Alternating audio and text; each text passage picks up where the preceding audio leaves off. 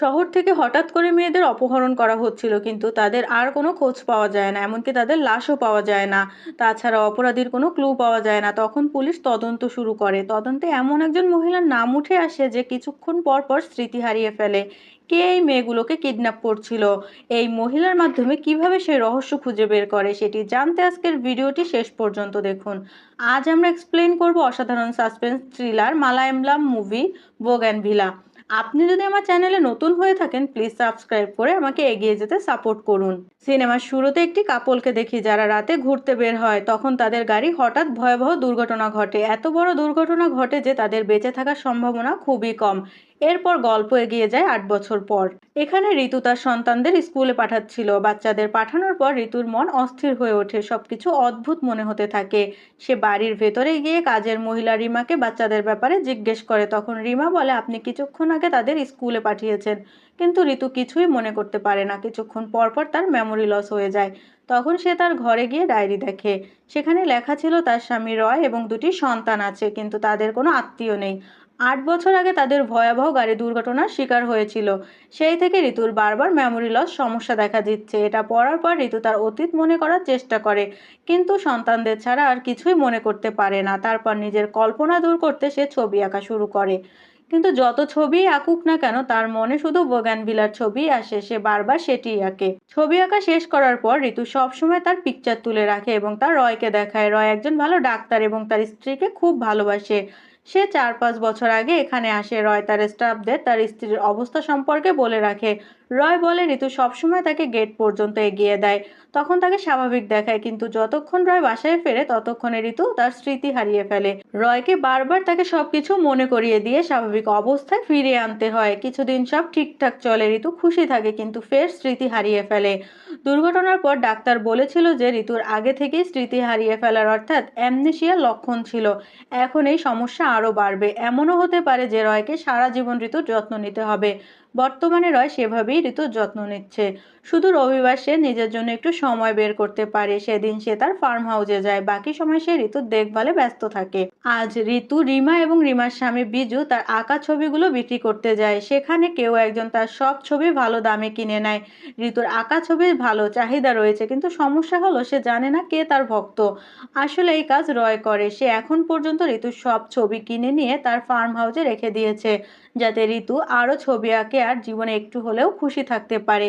রয় তার স্ত্রীকে প্রচুর ভালোবাসে। আজ যখন রয় বাসায় ফিরে আসে তখন দেখে ঋতু প্রচণ্ড কাঁদছে, কারণ সে বোগানভিলার ফুল ছাড়া আর কিছুই আঁকতে পারছে না। কিছুতেই তার মনে অন্য কোনো ছবি আসছে না, তাই সে হতাশ হয়ে পড়েছে।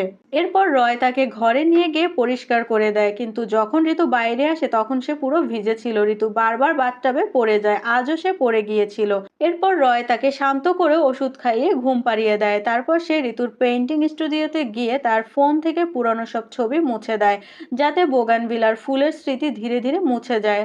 তাহলে হয়তো ঋতুর মনে নতুন কিছু জায়গা করে নেবে। রাতে ঋতু বাচ্চাদের ঘর থেকে বেরিয়ে আসে। তখন ঋতু বলে বাচ্চারা আলোচনা করছিল তারা বড় হয়ে কি হতে চায়। রয় একজন ডাক্তার, কিন্তু তার সন্তানরা বাবার মতো ডাক্তার হতে চায় না। তাদের নিজেদের স্বপ্ন আছে। কিন্তু হঠাৎ রাতে ঋতু জেগে ওঠে। সে ভয়ঙ্কর একটি স্বপ্ন দেখেছিল। সে কোনো পশুর গর্জন শুনতে পায় এবং খুব ভয় পেয়ে যায়। তখন ঋতুর মনে হলো এখানে চোর আসতে পারে। তারা এত দূরে একা বাচ্চাদের নিয়ে থাকে, তাই বাড়িতে সিকিউরিটি ক্যামেরা লাগানো উচিত। তখন ঋতুর কথায় রয় রাজি হয় এবং দ্রুতই ক্যামেরা লাগানোর ব্যবস্থা করে। তার পরের দিন ঋতু তার বাচ্চাদের তৈরি করে স্কুলে পাঠিয়ে দেয়। যদিও রবিবার সাধারণত ছুটির দিন, তবুও ঋতু বাচ্চাদের স্কুলে পাঠিয়ে দেয়। বিষয়টা কিছুটা অদ্ভুত মনে হয়। রয় ঋতুকে আগেই বাড়িতে ফিরিয়ে আনে। আজ ক্যামেরা বসানোর লোকেরা এসেছিল। ঋতু এত লোক দেখে ভয় পেয়ে যায়। সে কফি বানানোর জন্য রান্নাঘরে যায়, কিন্তু আজ আবার তার স্মৃতি চলে যায়। সে কিছুই স্পষ্টভাবে দেখতে পারছিল না। এরপর যখন সে দেখে যে বাড়িতে এত লোক, তখন সে ভয় পেয়ে যায় এবং একটা ছুরি নিয়ে সবাইকে দূরে সরানোর চেষ্টা করে। এটা দেখে সবাই ভয় পেয়ে যায়। তখন রয় ঋতুকে শান্ত করার চেষ্টা করে, কিন্তু ঋতু তাকেও চিনতে পারে না। তখন ঋতুকে থামানোর জন্য রয় তাকে এত জোরে চড় মারে যে সে মাটিতে পড়ে যায় এবং অজ্ঞান হয়ে যায়। এরপর রয় তাকে ঘরে নিয়ে যায় এবং ক্যামেরা বসানো কর্মীদের বলে যে ঋতুর এই সমস্যা প্রতিদিনই হয়। সে নিজেকেও আঘাত করতে পারে, তাই রয়কে এমনটা করতে হয়েছে। রাতে হঠাৎ ঋতুর ঘুম ভেঙে যায়, তখন সে ঠিক ছিল, কিন্তু তখন একজন চোর তাদের বাড়িতে ঢুকে পড়ে। সে রয়কে মাথায় আঘাত করে, যার ফলে বিছানায় রক্ত লেগে যায়। এরপর ঋতুকেও মারতে চেষ্টা করে। এরপর দৃশ্য পরিবর্তন হয়। এখন রয় তার আঘাতের চিকিৎসা করাচ্ছে, কিন্তু ব্যান্ডেজ করাচ্ছে না, কারণ এতে ঋতু ভয় পেতে পারে। এছাড়া সে আগের রাতের কিছুই মনে করতে পারবে না। তবে একটা ভালো দিক হলো ঋতু এখন তার অতীত মনে করার চেষ্টা করছে। এদিকে আজ আবার সে ছবি আঁকা শুরু করেছে। আজ সে সূর্যমুখীর ছবি আঁকতে থাকে। এরপর সে ফোনে ছবি তোলার জন্য চেক করে, কিন্তু দেখে যে তার ফোনে পুরনো কোনো ছবি নেই। অথচ সে তার ডায়েরিতে লিখেছিল যে প্রতিবার ছবি আঁকার পর সে তার ছবি তুলে রাখবে। তাহলে কেন তার ফোনে কোনো ছবিই নেই? এটা ভাবতে ভাবতে সে বের হয়ে যায়। এদিকে রিমা টিভি চালিয়ে দেয়। তখন সংবাদে দেখাচ্ছিল যে তামিলনাড়ুর এক রাজনৈতিক নেতার মেয়ে ছায়া নিখোঁজ হয়ে গেছে। ছায়া সাঁওতালি পোশাকের মতো একটি পোশাক পরেছিল। ছায়ার ছবি দেখে ঋতুর মনে হলো সে ছায়াকে কোথাও দেখেছে এবং ছায়াকে চেনে। সে ছায়াকে সূর্যমুখীর মাঠে দেখেছিল। এরপর রিমাকে জিজ্ঞাসা করে সে কি ছায়াকে চেনে। তখন রিমা বলে যখন তারা বাজারে ছিল তখন পুলিশ তাদের ছায়ার ছবি দেখিয়েছিল এবং তার সম্পর্কে জিজ্ঞাসা করেছিল। এর বাইরে তারা ছায়া সম্পর্কে কিছুই জানে না, কিন্তু তার জোরালোভাবে মনে হচ্ছে যে সে ছায়াকে চেনে। এমন সময় রয় বাসায় ফেরে, তবে সে নিজের গাড়িতে আসেনি, কারণ তার গাড়ি সার্ভিসিংয়ের জন্য পাঠানো হয়েছিল। এরপর ঋতু রয়কে তার আঁকা ছবি দেখায়। আর সে একটি খরগোশ, ব্যাটম্যান এবং সূর্যমুখীর ছবি এঁকেছে। এটাই প্রথমবার যখন ঋতু বোগানভিলার ফুলের বাইরে অন্য কিছু এঁকেছে। ঋতু সিদ্ধান্ত নেয় যে খরগোশ এবং ব্যাটম্যানের ছবি সে তার বাচ্চাদের ঘরে রাখবে। তখন তাদের বাড়িতে পুলিশ আসে। তারা নিখোঁজ হওয়া একটি হাই প্রোফাইল কেসের তদন্ত করছিল। পুলিশ এই বিষয়ে জিজ্ঞাসাবাদ করতে এসেছে। তখন পুলিশ অফিসার বলে তাদের কাছে প্রমাণ আছে যে শেষবার ঋতুকে ছায়ার কলেজের বাইরে ছায়ার সঙ্গে দেখা গিয়েছিল। সিসিটিভি ফুটেজে রেকর্ড রয়েছে। কিন্তু ঋতুর এই ব্যাপারে কোনো স্মৃতি নেই। সে তো এটা পর্যন্ত মনে করতে পারছে না যে কখন ওই কলেজ হোস্টেলের কাছে গিয়েছিল। তখন অফিসার ডেভিড কঠোরভাবে জিজ্ঞাসাবাদ করতে শুরু করে। ঋতু সেখানে কি করতে গিয়েছিল, সে ছায়াকে কেন অনুসরণ করেছিল, কিন্তু ঋতু কোনো উত্তর দিতে পারল না। এরপর রয় ডেভিডকে বাইরে নিয়ে গিয়ে একান্তে কথা বলে। সে ডেভিডকে জানায় ঋতুর শারীরিক অবস্থার কথা। ডেভিড যতবার ঋতুকে কোনো প্রশ্ন করবে সে প্রতিবারই নতুন উত্তর দেবে। সে কখনোই মনে করতে পারবে না ওই হোস্টেলের বাইরে কি করেছিল। এরপর ডেভিড তাদের বাড়ির সিসিটিভি ফুটেজ সংগ্রহ করে এবং ঋতুকে পরদিন থানায় আসতে বলে চলে যায়। পরদিন রয় থানায় আসে ঋতুর মেডিকেল রিপোর্ট নিয়ে। আবারও ডেভিড তাকে জিজ্ঞাসাবাদ শুরু করে সে হোস্টেলের কাছে কি করছিল, সে ছায়া সম্পর্কে কিছু মনে করতে পারছে কিনা। তখন ঋতু একটু মনে করার চেষ্টা করে, তারপর বলে আমি দেখেছিলাম ছায়া সেখানে কারোর সঙ্গে কথা বলছিল। এবার ঋতুর মনে একটু একটু করে স্মৃতি ফিরে আসে। সে মনে করতে পারে ছায়া হোস্টেলের বাইরে ছিল। তারপর সে আরেকটু চিন্তা করতে থাকে। তখন সে হঠাৎ মনে করতে পারে যে ছায়ার সঙ্গে ছিল রিমা, তাদের ঘরের কাজের মহিলাটি। এরপর রয় ঋতুকে বুঝিয়ে বলে তুমি কিভাবে রিমার নাম নিতে পারলে, রিমা তো তোমার যত্ন নেয়। যখন নিশ্চিত হওনি তখন কিছু বলার দরকার নেই। এখন তোমার জন্য রিমা পুলিশের মামলায় ফেঁসে যাবে। এরপর রিমা ও তার স্বামী বিজু সেখানে আসে। রিমা বলে যেদিন ছায়া নিখোঁজ হয়েছিল সেদিন সে শহর থেকে দূরে একটি পারিবারিক অনুষ্ঠানে গিয়েছিল। তার স্বামী বিজুও সেদিন তার সঙ্গে ছিল। বিজুও পুলিশের কাছে একই কথা বলে। ডেভিডের কাছে এখনো কোনো প্রমাণ নেই। সে রয়কে ভিতরে ডেকে এনে জিজ্ঞাসাবাদ করতে থাকে। তখন ডেভিড বলে তোমাদের বাড়িতে চোর ঢুকেছিল, তাহলে পুলিশে অভিযোগ করনি কেন? তারা চোরের ব্যাপারে সিসিটিভির ফুটেজ দেখে জানতে পেরেছিল। তখন রয় বলে বাড়ি থেকে কিছুই চুরি হয়নি, তাই আমরা পুলিশকে জানাইনি। রয় তখন ডেভিডকে বলে ঋতুর স্মৃতি কয়েকদিন পর পর হারিয়ে যায়। যদি আপনি পরে আবার ঋতুকে ছায়া সম্পর্কে জিজ্ঞাসা করেন সে নতুন একটি গল্প বানিয়ে বলবে। সে শুধু রিমাকে মনে রাখতে পারে কারণ রিমা তার সামনে বারবার আসে। বাকি গল্পটা সে নিজের মতো বানিয়ে বলে। ছায়ার ক্ষেত্রেও তাই হয়েছে। ঋতুর কল্পনায় ভেবেছে যে রিমা ছায়ার সঙ্গে ছিল এবং সেই গল্পটাই আপনাকে বলেছে। তাই আপনার উচিত ঋতুর কথা বিশ্বাস না করা এবং তার উপর চাপ সৃষ্টি বন্ধ করা। তখন ডেভিড বলে পুলিশের হাতে ছায়ার কেসে একমাত্র সূত্র হলো ঋতু। এখন ঋতুর মানসিক অবস্থার কথা বিবেচনা করে আমরা নরমভাবে জিজ্ঞাসাবাদ করছি, না হলে আরো কঠোরভাবে জিজ্ঞাসাবাদ করতাম। ঋতু এখন অস্থির হয়ে আছে কারণ বাচ্চারা স্কুল থেকে আসবে, তাই এখন যেতে দিচ্ছি। এরপর রয় বলে আমাদের কোনো সন্তান নেই। গত 5 বছরে তার দুবার গর্ভপাত হয়েছে, তাই সে কল্পনায় সন্তান বানিয়ে নিয়েছে। এরপর ডেভিড সিদ্ধান্ত নেয় সে ঋতুকে আরো গভীরভাবে জিজ্ঞাসাবাদ করবে। এটির জন্য তাকে ক্রিমিনোলজিস্ট মীরার সাহায্য নিতে হবে। ঋতুর মানসিক অবস্থা বিবেচনা করে মীরাই সবচেয়ে ভালোভাবে তার কাছ থেকে সত্য বের করে আনতে পারবে। এরপর মীরাও ঋতুকে জিজ্ঞাসাবাদ করতে আসে। তখন মীরা ঋতুর রেকর্ডিং শুনছিল। ঋতু ঋতু যেমন তার ডায়েরিতে গুরুত্বপূর্ণ বিষয় লিখত, তেমনি সে সেগুলোর রেকর্ডিংও করা শুরু করেছিল, কিন্তু সূর্যমুখীর ছবি আঁকার আগে সে কোনো রেকর্ডিং করেনি। এখন ডেভিড আবারও ঋতুকে পুরো ঘটনা মনে করিয়ে দেয়। সে ঋতুর হোস্টেলের বাইরে থাকা সিসিটিভি ফুটেজ দেখায়, যেখানে ঋতুকে ছায়ার পেছনে যেতে দেখা গেছে। মীরা সবচেয়ে ছোট ছোট তথ্য বের করার চেষ্টা করছে, কিন্তু অনেক চেষ্টা করার পরও ঋতু কিছুই মনে করতে পারছে না। কিন্তু বাইরে এসে ঋতুর মনে পড়ে সেদিন রিমা নয়, সে নিজেই ছায়ার সঙ্গে কথা বলছিল। এদিকে ঋতু পুলিশের কাছে রিমার কথা বলায় তার আর ঋতুর বাসায় কাজ করতে চায় না। তখন রয় তাদের বুঝিয়ে আবার রাজি করায়। এরপর পুলিশ একজন পুরুষের মৃতদেহ খুঁজে পায়, আর তার পাশে একটি ব্রেসলেট পাওয়া যায়। সেই ব্রেসলেট ঋতুর। রিমা ঋতুকে মনে করিয়ে দেয় ঋতু কিছুদিন ধরে তার ব্রেসলেট খুঁজছিল, কিন্তু এখনও পায়নি। এই ব্রেসলেটটি ঋতুর কাছে খুবই গুরুত্বপূর্ণ, কারণ এটি ছিল তাদের প্রথম বিবাহবার্ষিকীতে রয়ের উপহার। তারা বাড়ির সব জায়গায় খুঁজে দেখে, কিন্তু গাড়ির ভেতর খোঁজা হয়নি। তাই এবার তারা গাড়িতে খোঁজার চেষ্টা করে, কিন্তু গাড়িতেও ব্রেসলেট পাওয়া যায়নি। তখন রিমা বলে গাড়িটি তো সার্ভিসিংয়ের জন্য দিয়েছিল, হয়তো তখন কেউ ব্রেসলেট নিয়েছে। তাই তারা সার্ভিস সেন্টারে গিয়ে জিজ্ঞাসা করে। সেখানে জানতে পারে রয় 4 মাস আগে শেষবার গাড়িটি সার্ভিসিংয়ে এনেছিল। গত সপ্তাহে সেখানে সার্ভিসিং করতে নেওয়া হয়নি। তখন হঠাৎ তাদের মনে পড়ে ব্রেসলেট হারানোর আগের দিন তারা হাসপাতালে গিয়েছিল। তাই তারা হাসপাতালে গিয়ে খোঁজার সিদ্ধান্ত নেয়। সেখানে সিসিটিভি ফুটেজে দেখে অবাক হয়ে যায়, কারণ সেদিন গাড়ি ঋতুই চালাচ্ছিল। এখন ঋতুর মনে সন্দেহ জন্মাতে শুরু করে রয়ের প্রতি। সে বুঝতে পারে রয় কিছু লুকাচ্ছে। রাতে ঋতু রয়ের কাছে সবকিছু খুলে বলে, এবং আমি কি গাড়ি চালাতে পারি, আর গাড়ি কোথায় সার্ভিসিং করতে দিয়েছিল। তখন রয় বলে গাড়িতে রক্তের দাগ ছিল, তাই সেটাকে কাছের একটি গ্যারেজে সার্ভিসিংয়ের জন্য দিয়েছিলাম। এছাড়া আমি তোমাকে গাড়ি চালানো শিখিয়েছিলাম। তখন রয় সেদিনের ঘটনা বলে, আর বলে এই ঘটনা আগেও দুবার বলা হয়েছে, তাও এসব জিজ্ঞাসা করো কেন। এখন ঋতু রয়কে সন্দেহ করার জন্য কান্না শুরু করে। পরদিন তারা আবার পুলিশ স্টেশনে যায়। আজ ঋতু বলে যে সে ছায়াকে শুধু সংবাদে দেখেছে, বাস্তবে কখনো দেখেনি। এটি শুনে ডেভিড ক্ষিপ্ত হয়ে ওঠে, কারণ ঋতু এক এক দিন এক এক কথা বলে। এতদিন বলছিল আমি ছায়াকে চিনি, আবার এখন বলে আমি শুধু খবরেই ছায়াকে দেখেছি। তারপর ডেভিড ঋতুকে রুম থেকে বের করে দেয়। এদিকে রয় আবার ডেভিডকে বোঝানোর চেষ্টা করে ঋতু ছায়া সম্পর্কে কিছুই জানে না। সে মাঝে মাঝে রিমার সঙ্গে বাজারে যায়, হয়তো সেখানে কখনো ছায়াকে দেখেছে। আর আর যখন সংবাদে ছায়াকে দেখলো, তখন গল্প বানিয়ে বলল যে সে ছায়াকে চেনে। কিন্তু ডেভিড পুরোপুরি নিশ্চিত যে ঋতু কিছু লুকাচ্ছে। এরপর বাড়িতে ফিরে ঋতু তার বিছানার নিচে দুটি চিরকুট খুঁজে পায়। ঋতু গুরুত্বপূর্ণ বিষয় ভুলে না যাওয়ার জন্য নোট লিখে রাখে, এবং সেগুলো বিছানার নিচে লুকিয়ে রাখে। একটা নোটে লেখা ছিল আমি ছায়াকে চিনি, আর একটায় রয় সেই চোরকে অনুসরণ করছিল। তখন ঋতুর মনে ধীরে ধীরে কিছু স্মৃতি ফিরে আসতে থাকে। তখন মনে পড়ে আমি নিজেই ছায়াকে আমার গাড়িতে তুলেছিলাম।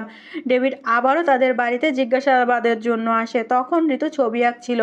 আজ ডেভিড ছায়ার ব্যাপারে কিছুই বলছে না। সে একজন অপরাধীর বিষয়ে জানতে এসেছে, যার মৃতদেহের পাশে ঋতুর ব্রেসলেট পাওয়া গিয়েছিল। কিন্তু ঋতু তো সেই ব্রেসলেট বাড়িতেই পেয়েছিল। তখন ঋতু সেই ব্রেসলেট পরেছিল। এরপর রয় বলে বাড়ি থেকে কিছুই চুরি হয়নি, শুধু ঋতুর ব্রেসলেট ছাড়া। ঋতু এটা নিয়ে খুব চিন্তিত হয়ে পড়েছিল, তাই আমি নতুন একটা এনে ঋতুকে দিয়েছি। পরদিন সকালে ঋতু জেগে উঠে দেখে তার শরীরে ব্যথা, গায়ে আঘাতের চিহ্ন। মনে হয় সে আবারও বাথটাবে পড়ে গিয়েছিল। সেদিন আবার পুলিশ স্টেশনে যেতে হবে। তবে আজ ডেভিড ছায়ার কথা জিজ্ঞাসা করছে না। সে অন্য দুই মেয়ের বিষয়ে জানতে চায়। তারা খরগোশ ও ব্যাটম্যানের পোশাক পরেছিল। ঋতুকে জিজ্ঞাসা করা হয় তাদের চিনে কিনা, কিন্তু ঋতু তাদের চেনে না। কিন্তু রহস্যজনকভাবে সেই দুটি মেয়ের ছবিও তো ঋতু এঁকেছিল সূর্যমুখী ফুলের সাথে।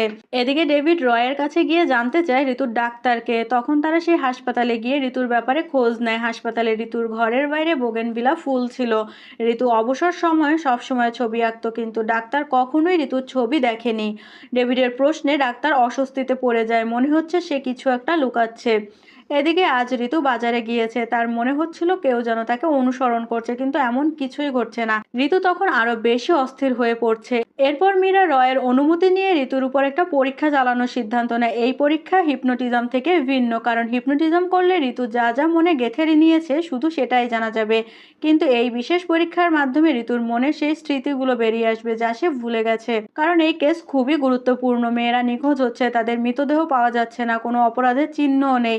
তাই এই কেস সমাধান করতেই হবে। পরীক্ষার সময় মীরা বলে তুমি কিছু সুখের মুহূর্ত চিন্তা করো, তখন আমি তোমাকে কিছু কোশ্চেন করব, সেগুলোর উত্তর দিবে। প্রথমে ঋতু তার সন্তানদের সঙ্গে সুখের মুহূর্তগুলো মনে করতে থাকে, সে খুশি ছিল।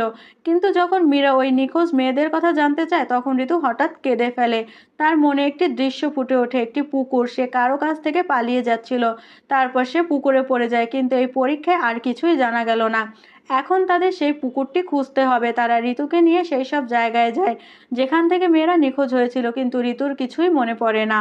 এরপর মীরা ঋতুর আঁকা ছবিগুলো দেখতে চায়। তারা সেই ব্যক্তির কাছে যায় যে সবসময় ঋতুর আঁকা ছবিগুলো কিনতো, এবং তখনই এক চমকপ্রদ সত্য উদ্ঘাটিত হয়। আসলে ঋতুর সব ছবি গোপনে কিনে আসছিল রয়।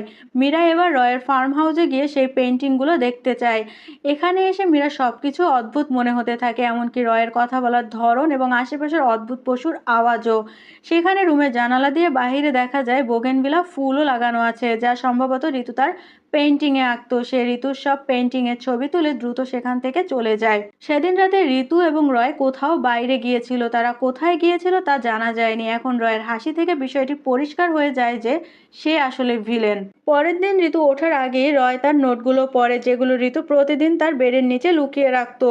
নোটগুলোতে লেখা ছিল সে র্যাবিট এবং ব্যাটম্যান পেন্টিংগুলো মীরাকে দিয়েছিল। মীরা তাকে বলেছিল তার কোনো সন্তান নেই। এবার রয় সেই নোটটি নিজের কাছে রাখে যাতে ঋতুর সন্তানদের ব্যাপারে কিছু না জানে।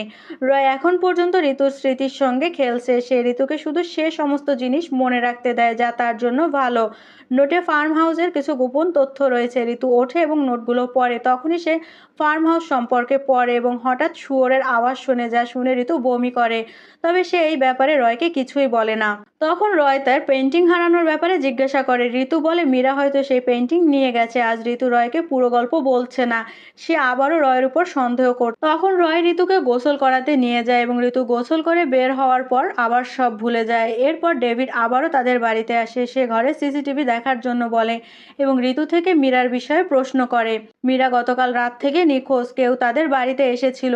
কিন্তু ঋতু মীরা সম্পর্কে কিছুই মনে করতে পারে না। তারা বাইরে যায় রাতে, কিন্তু ঋতু বাইরে কি ঘটেছিল তা মনে করতে পারে না। তারপর সিসিটিভির ফুটেজ থেকে নিশ্চিত হয়ে যায় যে মীরা তাদের বাড়িতে এসেছিল এবং ঋতুর পেন্টিং নিয়ে চলে গেছে। তবে তারা কি কথা বলেছিল সে সম্পর্কে ঋতু এখনও কিছু মনে করতে পারে না। এরপর রিমা এসে পৌঁছানোর পর রয় তাড়াতাড়ি ফার্ম হাউসের দিকে চলে যায়। এরপর রয়ের আসল চেহারা ও ভয়ঙ্কর অতীত বের হয়ে আসে। রয় শুধু শুয়োর পোষে না, বরং বন্য কুকুরও পোষে। যখন রয় ছোট ছিল তার দাদু তার বাবাকে বাড়ি থেকে বের করে দিয়েছিল, কারণ তার বাবা অমতে বিয়ে করেছিল। এরপর তার দাদুকে দেখে যে প্রতিদিন রাতে মেয়েদের জোর করে ধরে এনে অনৈতিক কাজ করতো এবং মেরে ফেলতো। রয় এগুলো গোপনে দেখেছিল। রয়ের বাবা এমন ছিল না, তাই তাকে বাড়ি থেকে বের করে দিয়ে রয়কে কাছে রেখেছিল। রয় এসব দেখে শিখতে থাকে এবং তিনি রয়কে তার মতোই বানিয়ে ফেলে। এরপর থেকে আজ পর্যন্ত রয় অনেক মেয়েকে খুন করে তাদের দেহ কুকুর ও শুয়োরকে খাইয়েছে। তখন জানতে পারি রয় সেই লোক যে মীরাকে এখানে আটকে রেখেছে। এখন সে মীরার সাথেও একই রকম অনৈতিক কাজ করে তাকে মেরে ফেলবে। অন্যদিকে ঋতু কাঁদছে, কারণ সে কিছুই মনে করতে পারছে না। ঋতু যতই মনে করার চেষ্টা করে ততই সে ভুলে যেতে থাকে। তার অডিও রেকর্ড ও নোটগুলো হারিয়ে গেছে, সব পেন্টিংও চলে গেছে। তখন সে সিসিটিভি ফুটেজ চেক করে। এরপর তার মনে পড়ে মীরা তাকে যা যা বলেছিল সব নোট করে বিছানার নিচে রাখা ছিল। এরপর রিমা আর ঋতু গিয়ে বিছানায় খোঁজ করে, কিন্তু নোটগুলো আর পায় না। তখন সিসিটিভি ফুটেজ দেখে তার সন্দেহ হতে থাকে, তাই সে রয়ের কাছে ফার্ম হাউসে যেতে চায়। ঋতু রিমা এবং বিজুকে নিয়ে ফার্ম হাউসে যাচ্ছিল। রাস্তায় ঋতু মীরার বাড়ি দেখে। তার মনে পড়ে সে এই বাড়ি চেনে এবং গেটে পৌঁছানোর পর মনে পড়ে যে সে রয়ের সাথে মীরার বাড়ি এসেছিল। রয় ঋতুকে এখানে নিয়ে এসেছিল। তারপর মীরার কথা কিছু মনে পড়ে। এরপর তারা তাড়াতাড়ি ফার্ম হাউসে পৌঁছায়। তখন রয় মীরাকে মারতে যাচ্ছিল, কিন্তু বাইরে গাড়ির শব্দ শোনার পর সে থেমে যায় এবং ঘুমের ইঞ্জেকশন দিয়ে রাখে। রয় খুব রেগে যায়। তারপর গোপন রুম থেকে তাড়াতাড়ি বের হয়ে আসে এবং তার বন্য কুকুরগুলো ছেড়ে দেয়। তারপর সে এসে ঋতু এবং রিমাকে বাড়ির ভিতরে নিয়ে যায় এবং গেট বন্ধ করে দেয় এবং বিজুকে ভীষণ মারধর করে মেরে ফেলে। ঋতু ও রিমা ভিতর থেকে বিজুকে মারা যেতে দেখে, কিন্তু বিজুকে বাঁচাতে পারলো না। এরপর ঋতু গেট ভেঙে ফেলে। রিমা বিজুর কাছে যেতে চেষ্টা করে, কিন্তু রয় তাকে মারতে শুরু করে। পরে রয় ঋতুকে ভেতরে নিয়ে খুব যত্নে ঘুমাতে দেয়। এরপর রিমাকেও সেই গোপন ঘরে নিয়ে যায় যেখানে মীরাকে বেঁধে রেখেছিল। তখন সমস্ত পুরনো ঘটনা পরিষ্কার হয়ে যায়। রয় ঋতুকে ফার্ম হাউসে নিয়ে আসতো তার টার্গেট করা মেয়েগুলোকে লিফট দেওয়ার কথা বলে অপহরণ করতে সহযোগিতা করার জন্য। এরপর তাদের সেখানে এনে আটকে রাখতো। দুর্ঘটনার পর ডাক্তারের পরামর্শ ছিল যে ঋতুর কোনো ধরনের আঘাত বা ডুবানোর ঘটনা ঘটলে তার স্মৃতি চিরতরে হারিয়ে যাবে। সেই কারণেই রয় ঋতুকে বাথরুমে মারত এবং তার মাথা টবের মধ্যে ঢুকিয়ে রাখত, যাতে সে কোনোভাবেই সেই ট্রমা থেকে বেরিয়ে না আসে এবং সবকিছু যেন ভুলে যায়। তখন মার খেয়ে এবং বাথটাবে ডুবে ঋতু সবকিছু ভুলে যেত। যতবারই সে কোনো মেয়েকে অপহরণ করত, তারপর ঋতুর উপরেই নির্যাতন করত। এভাবেই ঋতুর মাধ্যমে মেয়েদের শিকার করত। এরপর তাদের সাথে অনৈতিক কাজ করে তাদের মেরে লাশগুলোকে কেটে শূকর ও বন্য কুকুর দিয়ে খাওয়াতো। এভাবে মীরাকেও ঋতুর সাহায্যে রয় তুলে নিয়ে আসে।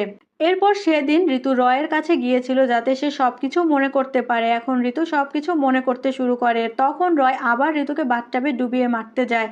তবে ঋতু রয়কে পানির মধ্যে ডুবিয়ে রেখে পালিয়ে যাওয়ার চেষ্টা করে। বাইরে এসে দেখে বন্য কুকুরগুলো বিজুর লাশ খেতে চলে আসে এবং কিছু কুকুর ঋতুর পিছু নেওয়ার চেষ্টা করে। এদিকে রয় ঋতুর পেছনে বন্দুক নিয়ে ছুটে আসে। এই দৃশ্যটি ঋতু আগেও দেখেছিল, যখন সে রয়ের থেকে বাঁচতে পালিয়েছিল। তারপর সেই জঙ্গলের মধ্যে দিয়ে দৌড়ে পালানোর চেষ্টা করে। একদিকে কুকুর তাকে তাড়া করে, অন্যদিকে রয়ও তাকে তাড়া করে। তখন সে একটি ডোবায় পড়ে যায়। রয় ঋতুকে ধরে ফেলে এবং মীরার রুমে নিয়ে আসে। রয় তখন ঋতুকে বন্দুক দিয়ে আঘাত করতে নিলে ঋতু উল্টো আঘাত করে। তখন মীরা চেতনা ফিরে পায়। এমন সময় রয়কে পিছন দিক থেকে গলায় শেকল পেঁচিয়ে ধরে। দুজনে রয়কে মারার চেষ্টা করে। তখন ঋতু বন্দুক পেয়ে যায়। এখন পর্যন্ত সে বুঝতে পেরেছে যে রয়ের আসল চেহারা কী। তখন ঋতু রয়কে গুলি করে। এরপর সেখানে পুলিশ আসে। পুলিশ সেখানে 13টি মেয়ের জিনিসপত্র পায়। এখন পর্যন্ত রয় 13টি মেয়েকে তার শিকার করেছে। তাদের মধ্যে কেউই ঋতুর মতো পালাতে পারেনি। ঋতু একমাত্র বেঁচে থাকা শিকার। তখন আমরা জানতে পারি আসলে ঋতু তার বউ ছিল না। রয় ঋতুকে বাঁচিয়ে রেখেছিল যাতে সে তাকে ব্যবহার করতে পারে। রয় হয়তো ঋতুকে দীর্ঘ সময় ধরে ফার্ম হাউসে রেখেছিল। সেই কারণে সে শুধুমাত্র বোগানভিলা ফুল ছাড়া কিছুই মনে রাখতে পারে না। এরপর মীরা ডেভিডকে সব ঘটনা বলে। তখন ঋতু জানতে পারে যে তার আসল নাম ছিল এস্টার। এর কয়েক বছর পর এস্টার রয়কে কারাগারে দেখতে যায়। রয় বেঁচে ছিল। সে রয়কে অভিশাপ দেয় যেন তার স্মৃতি হারিয়ে যায়। এখানেই সিনেমা শেষ হয়। এতক্ষণ পুরো ভিডিও দেখার জন্য ধন্যবাদ। আজকের এক্সপ্লানেশন কেমন লাগলো অবশ্যই কমেন্ট করে জানাবেন। ভিডিও ভালো লাগলে লাইক করে দিবেন এবং সেই সাথে এই ধরনের উত্তেজনাপূর্ণ দারুণ সব মুভি এক্সপ্লানেশন নিয়মিত পেতে আমাদের চ্যানেলটি সাবস্ক্রাইব করে রাখুন। Good bye.